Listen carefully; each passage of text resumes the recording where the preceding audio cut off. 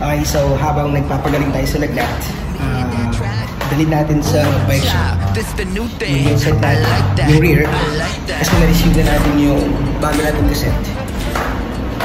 So ang plan is simple, papalitan natin yung Ultegra 1130 cassette natin into the Zito 1134. So other than nagtaas tayo ng cassette ratio, is susubukan din natin yung lightweight cassette ng Zito. So, tapos at the same time, if you notice yung color niya, and I also wanted to see kung magkakaroon ng improvement sa weight kasi this one is rated 200 to 230 grams and I believe this is around that. So tingnan natin kung mas gagaan yung wheelset natin sa likod. Laglag pa.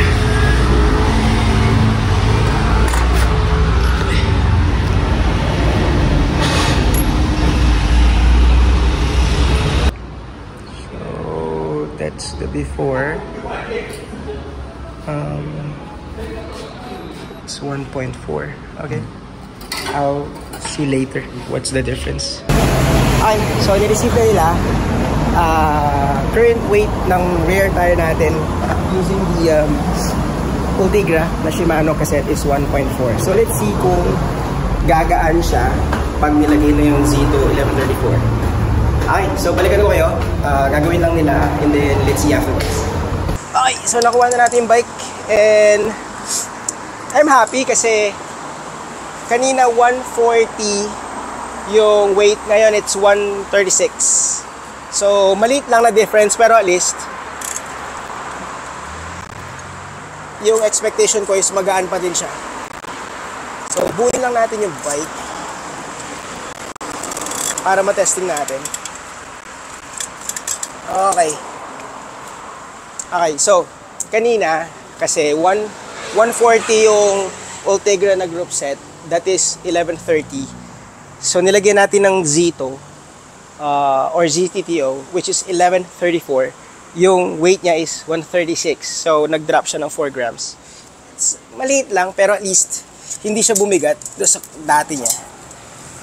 Ngayon, assemble natin yung bike para matesting lang natin yung cassette if okay yung shifting niya sa bagong bike. Nga pala, today's chinelas vlogging tayo kaya naka-chinelas.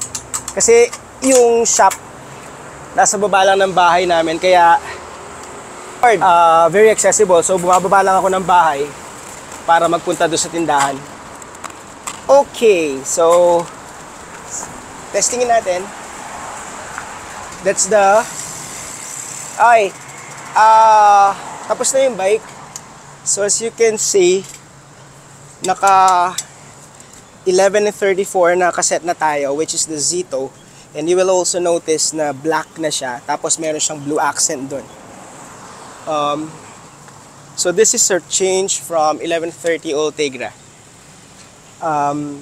Basically in terms of the weight difference, dun sa 1130 Ultegra, yung rear tire natin is 140 grams. And after replacing it with the 1134 ZTTO or Zito, naging 136. Konting difference pero at least meron siyang drop. Kasi worried ako kanina baka bumigat dahil nga 1134. In terms of shifting, so ganyan siya. Basically, i-shift natin yung bike. Itutok mo yung ano. Okay, so if we're gonna shift it,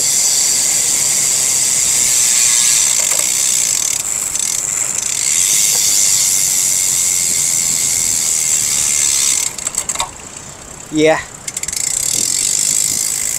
So, yung shifting niya mukhang okay pa din. And try natin. So, then that wraps up our mabilis na chinelas vlog. Naka-chinelas lang tayo kasi yung bahay namin is sa taas lang nung shop ng BYX kaya basically super accessible. So no need to dress up. Kaya chinelas vlog tayo today. Testing natin. It's the new thing. I like that. I like that. Can you feel it? This the new thing. I like that. Simmer, simmer. Who got the key keys to the Beamer. I am not a drag, I'm a dreamer. This track hot, feel the steamer. Make it move like you didn't pay rent and you're trying to pull a schemer. I'd rather face like I'm up in your face and we gon' battle like we back in the day. Satisfied. So, testingin natin to sa Sabado. Mag-climb tayo sa Mount Faber and turn the beat up loud and let thank me you. hear that track. Ooh, child, look at me now. I like that, I like that. Ooh, wow, turn Tapos the na bass up finally, loud and let me bumagka hear that. ng 4 grams kaya Child, mas effortless siyang buhatin. I like that, I like that. Okay. Yeah. Can you feel it? I like that. This the new thing. I